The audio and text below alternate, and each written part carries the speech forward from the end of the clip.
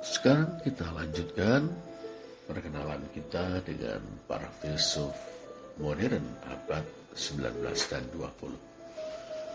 Tibalah kita pada George Edward Moore, hidup dalam kurun waktu 1873 sampai 1958. G.E. Moore seorang filsuf Inggris yang memberikan sumbangsi yang signifikan dalam berbagai bidang filsafat, khususnya etika, metafisika, dan epistemologi. Yang pertama, konsep kesatuan organik. Moore memperkenalkan konsep kesatuan organik dalam bukunya Principia Ethica atau prinsip etika. Menurut Moore, nilai suatu objek ditentukan oleh kombinasi sifat-sifatnya, bukan oleh suatu sifat tunggal. Ia berpendapat bahwa nilai suatu objek bergantung pada kesatuan dan koherensi dari berbagai unsurnya yang disebutnya kesatuan organik atau organic unity. Yang kedua adalah perbedaan antara baik dan tidak baik, good and not good. Moore membedakan antara nilai-nilai intrinsik dan non-intrinsik.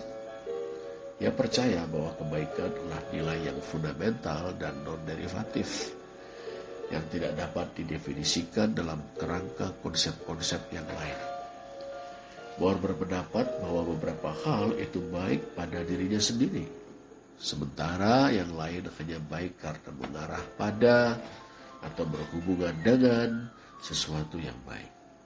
Perbedaan antara baik dan tidak baik merupakan inti teori etika G.E. Moore. Yang ketiga adalah kekeliruan naturalistik atau naturalistic fallacy. Moore memperkenalkan konsep ini dalam bukunya Principia Ethica. Kekeliruan naturalistik merujuk pada keyakinan keliru bahwa sifat-sifat moral dapat direduksi menjadi atau diturunkan dari sifat-sifat non-moral. Moore berpendapat bahwa kebaikan tidak dapat didefinisikan dalam kerangka sifat alami apapun, seperti kesenangan atau kegunaan, dan setiap upaya untuk melakukan hal tersebut merupakan kesalahan naturalistik. Yang keempat, sensasi dan persepsi. Karya Moore dalam epistemologi dan metafisika berfokus pada natur pengetahuan kita dan dunia luar.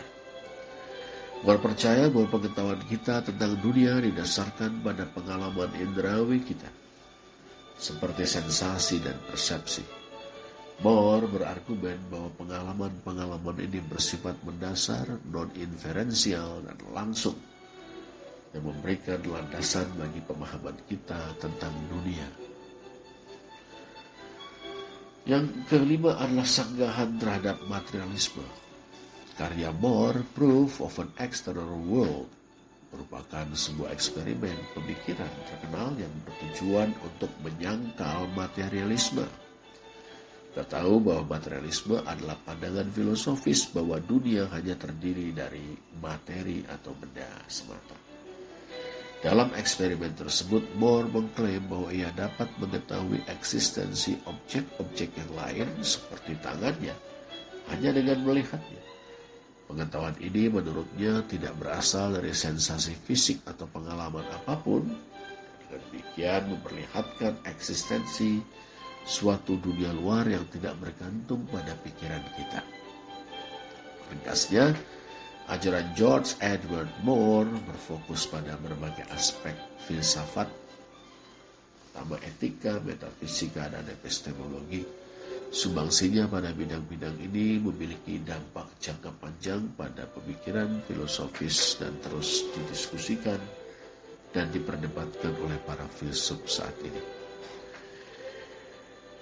Nah, sekarang mari kita berkenalan dengan Ludwig Wittgenstein. Ludwig Wittgenstein yang hidup dalam kurun waktu 1889 sampai dengan 1951. Wittgenstein seorang filsuf Austria Inggris yang berpengaruh. Ia dikenal karena karya-karyanya yang inovatif dalam bidang logika, bahasa, dan filsafat pikiran. Yang pertama, teori lukisan tentang bahasa. Dalam karya awal Wittgenstein, Tractatus Logico-Philosophicus, ia mengajukan teori lukisan tentang bahasa. Menurut teori ini, bahasa terdiri dari proposisi-proposisi yang berfungsi sebagai lukisan-lukisan tentang dunia. Proposisi-proposisi ini terdiri dari proposisi-proposisi dasar, yakni fakta-fakta atomik yang mempresentasikan konstituen-konstituen realitas yang paling sederhana. Wittgenstein percaya bahwa makna sebuah kalimat ditentukan oleh cara kalimat tersebut melukiskan dunia. Kebenaran sebuah proposisi bergantung pada apakah fakta-fakta yang dipresentasikannya benar atau tidak. Yang kedua adalah atomisme logis. Gambaran teori bahasa Wittgenstein berkaitan erat dengan konsep atomisme logisnya. Ia percaya bahwa realitas dapat diuraikan menjadi fakta-fakta atomik yang merupakan unsur-unsur yang paling sederhana dan tidak dapat dibagi-bagi lagi. Itulah yang membentuk dunia. Fakta-fakta atomik ini digabungkan untuk membentuk proposisi-proposisi yang lebih kompleks, yang pada gilirannya membentuk dasar pemahaman kita tentang dunia.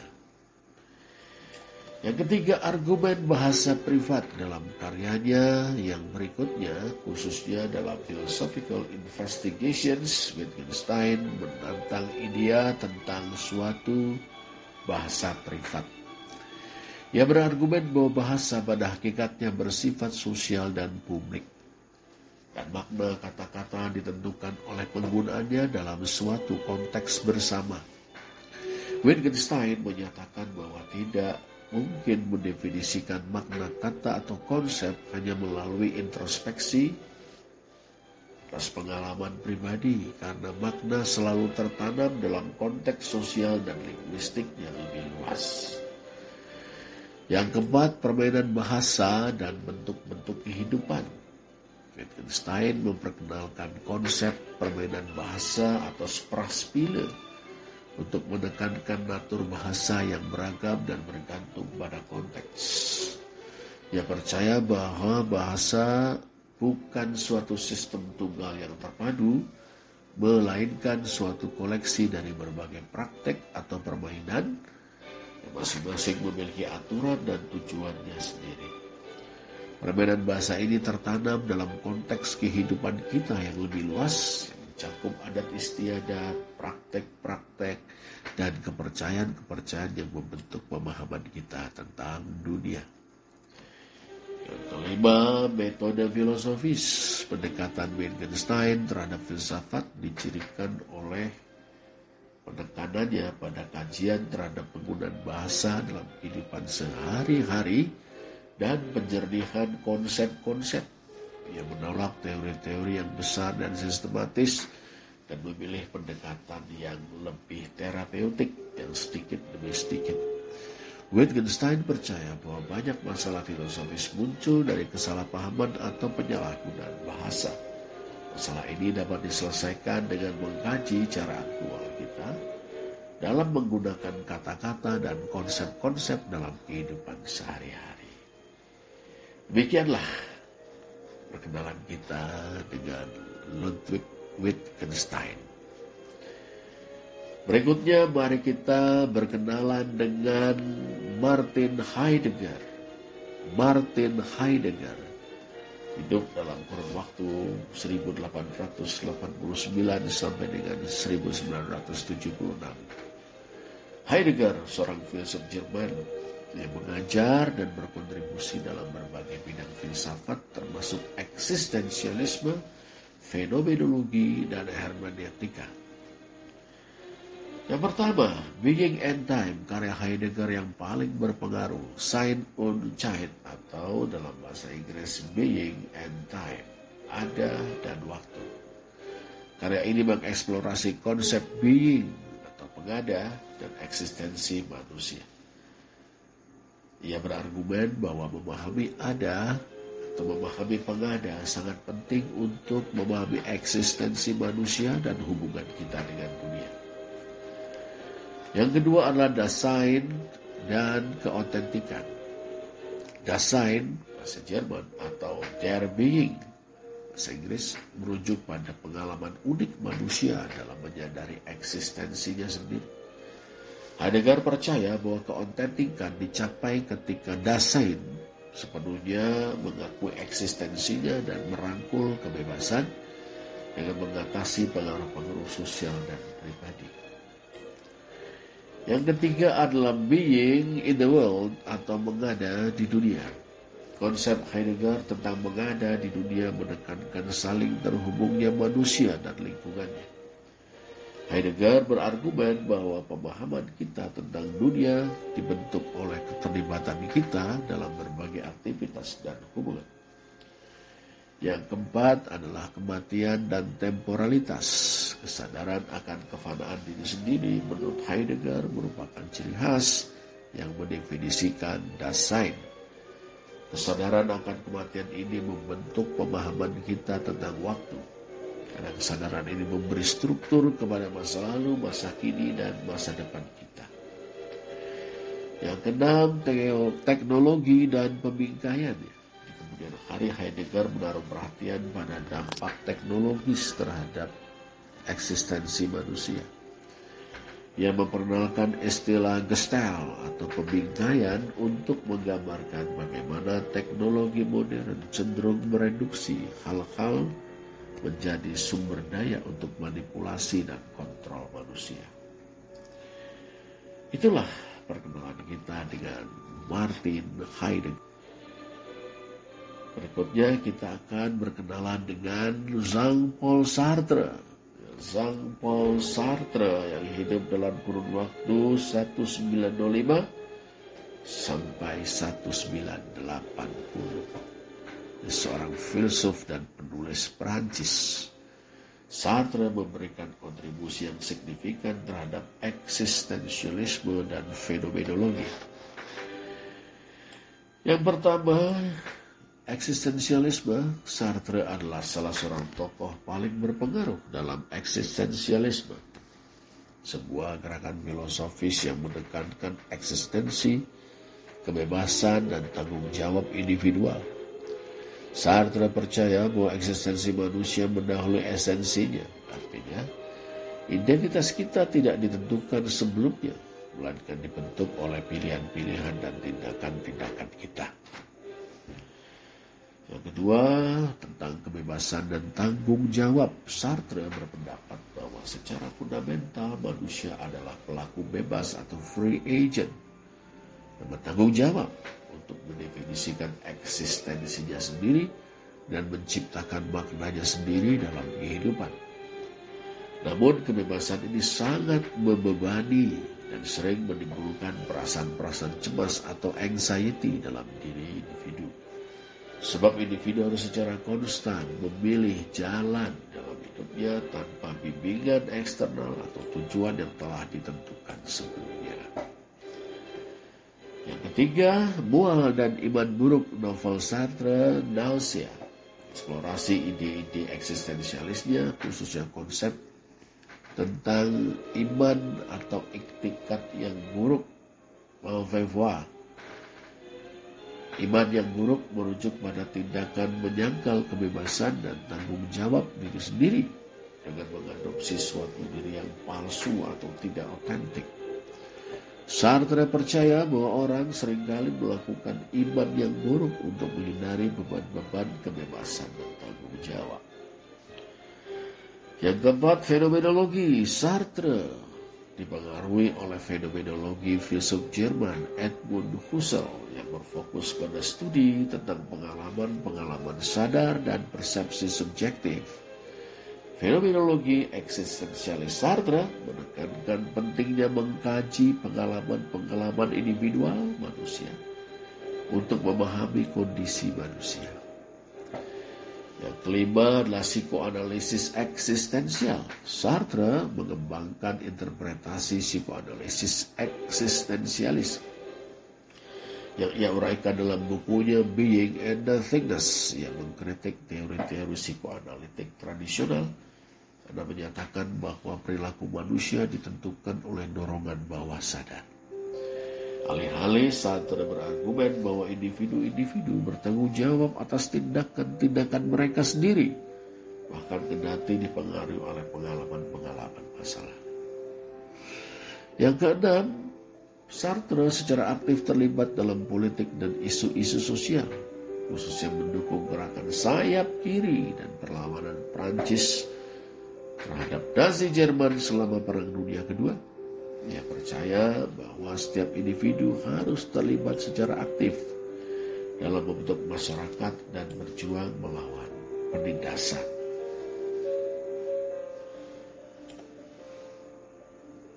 Berikutnya kita berkenalan dengan Alfred Ayer yang hidup dalam kurun waktu 1910 sampai dengan 1989. Dia seorang filsuf Inggris dan seorang penganut positivisme logis. Ayer dikenal karena karyanya yang berpengaruh dalam filsafat bahasa dan filsafat analitik. Yang pertama, positivisme logis. Ayer adalah seorang tokoh terbuka dalam gerakan positivisme logis yang menekankan pentingnya bukti empiris dan metode ilmiah dalam memahami dunia. Kaum positivis logis percaya bahwa hanya pernyataan-pernyataan yang dapat diverifikasi secara empiris atau memiliki keniscayaan logis yang bermakna. Ya, pernyataan yang bermakna adalah pernyataan yang dapat diverifikasi secara empiris atau memiliki keniscayaan logis. Menurut Ayer dan kaum positivis logis lainnya, pernyataan-pernyataan metafisik dan moral tidak bermakna. Yang kedua, bahasa dan filsafat. Karya Ayer berfokus pada hubungan antara bahasa dan filsafat, khususnya melalui bukunya Language, Truth, and Logic, yang berpendapat bahwa problem-problem filosofis tradisional seperti yang berkaitan dengan pengetahuan, realitas, dan nilai muncul karena kesalahpahaman dalam bahasa dan dapat diselesaikan dengan menganalisis makna dan struktur dari pernyataan-pernyataan. Yang ketiga adalah prinsip verifikasi. Prinsip verifikasi Ayer adalah sebuah prinsip utama dalam positivisme logis. Menurut prinsip verifikasi, makna suatu pernyataan dapat ditentukan oleh kemungkinan untuk memverifikasinya secara empiris. Pernyataan-pernyataan yang tidak dapat diverifikasi secara empiris, seperti dalam metafisika dan etika tradisional, dianggap tidak bermakna. Yang keempat, problem pengetahuan. Karya Ayer tentang epistemologi, khususnya dalam bukunya The Foundations of Empirical Knowledge, berfokus pada natur dan batas-batas pengetahuan manusia. Ayer berargumen bahwa pengetahuan didasarkan pada pengalaman-pengalaman indrawi dan hubungan-hubungan logis antar pernyataan, dan bahwa pemahaman kita tentang dunia pada akhirnya dibatasi oleh natur pengalaman-pengalaman kita itu. Yang kelima adalah non-kognitivisme etis. Ayer mengembangkan non-kognitivisme etis yang menyatakan bahwa penilaian moral bukanlah pernyataan-pernyataan kognitif tentang nilai-nilai yang objektif, melainkan ekspresi-ekspresi dari sikap-sikap atau emosi-emosi. Menurut pandangan ini, pernyataan-pernyataan moral tidak menggambarkan realitas, tetapi berfungsi untuk menyampaikan persetujuan atau ketidaksetujuan. Yang keenam, Ayer sangat dipengaruhi oleh Ludwig Wittgenstein, khususnya dalam perkembangan filosofisnya yang mula-mula. Karya Ayer membantu mempopulerkan gagasan Wittgenstein di dunia yang berbahasa Inggris. Sekarang kita akan berkenalan dengan Michel Foucault. Michel Foucault hidup dalam kurun waktu 1926 sampai dengan 1984. Dia seorang filsuf, sejarawan dan ahli teori sosial dari Prancis. Ia secara luas dianggap sebagai salah satu cendekiawan yang paling berpengaruh dan kontroversial pada periode pasca Perang Dunia Kedua. Karya Foucault mencakup berbagai subjek termasuk gangguan mental, penjara, seksualitas, dan masyarakat. Foucault dikenal karena pendekatannya yang kritis dan seringkali provokatif dalam memahami hubungan yang kompleks antara kekuasaan, pengetahuan, dan subjektivitas. Yang pertama, power and knowledge, kekuasaan dan pengetahuan. Analisis Foucault tentang kekuasaan berfokus pada bagaimana kekuasaan beroperasi dalam masyarakat dan bagaimana kekuasaan membentuk pengetahuan, wacana, dan institusi sosial.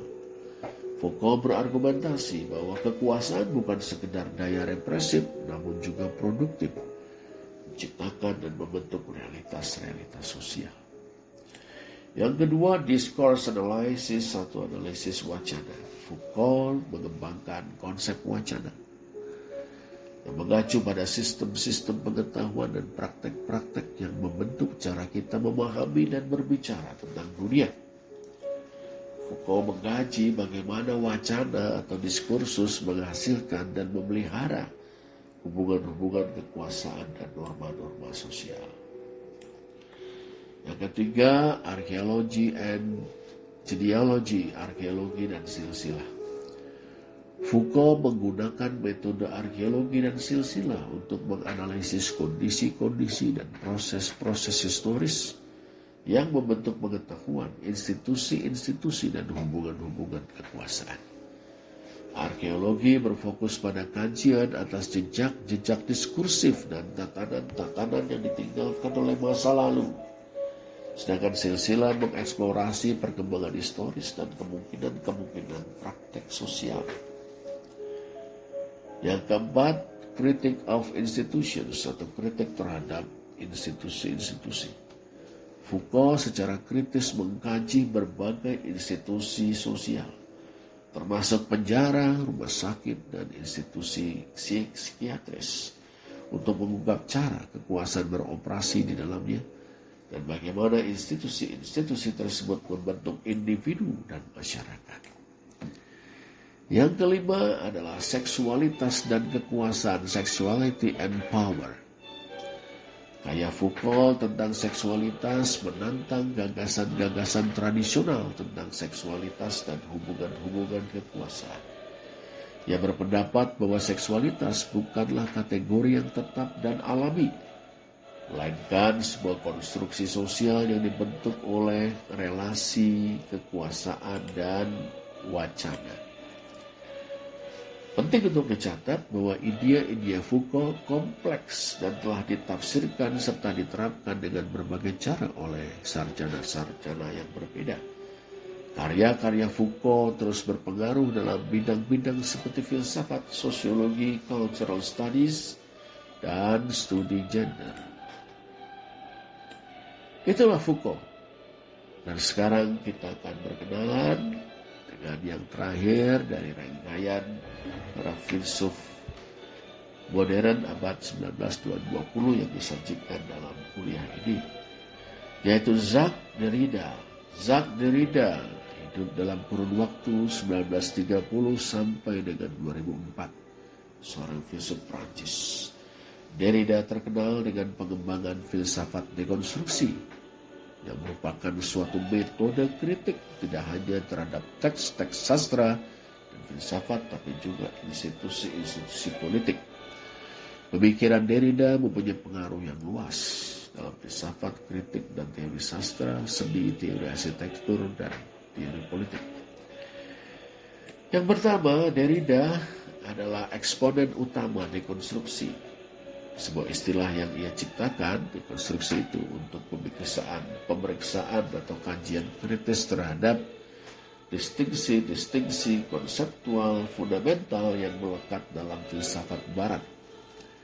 Dekonstruksi menganalisis oposisi-oposisi biner dan hierarkis yang secara tradisional diasumsikan dalam filsafat barat dengan menantang asumsi bahwa satu istilah dalam pasangan atau adalah istilah primer atau fundamental, dan istilah lainnya adalah istilah sekunder atau derivatif.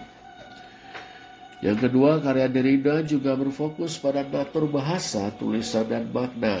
Yang berargumen bahwa ujaran atau speech berfungsi sebagai bahasa hanya jika ia memiliki karakteristik yang sama dengan tulisan, sehingga melemahkan perbedaan antara ucapan dan tulisan, bahasa tutur dan bahasa tulis.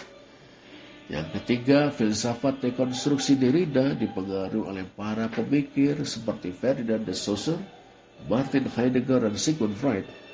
Karyanya menantang aliran pemikiran filsafat Prancis yang ada pada saat itu seperti strukturalisme dan fenomenologi. Yang keempat, pengaruh Derrida melampaui filsafat hingga bidang-bidang seperti teori sastra, cultural studies, dan teori politik. Metode analisis tekstualnya telah menginspirasi para ahli teori seperti Paul de Man, dan pengaruhnya dengan cepat menyebar ke disiplin-disiplin ilmu dan negeri-negeri lain. Secara keseluruhan, ajaran dekonstruksi Derrida telah memberikan dampak signifikan terhadap dunia intelektual dengan menantang asumsi-asumsi tradisional dan membuka jalan pemikiran baru di berbagai bidang. Demikian